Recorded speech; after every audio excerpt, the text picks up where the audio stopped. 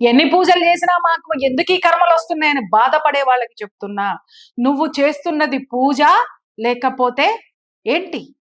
ఏం చేస్తున్నారు మీరు? కేవలము జనాలకి చూపించడం కోసము, ప్రకటితం కోసం.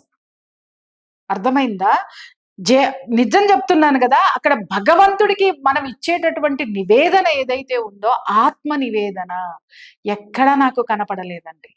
ఎక్కడా కనపడలా. మొత్తం అంతా గోడలకు పడుతున్నటువంటి ఆ పొగ అదొకటి.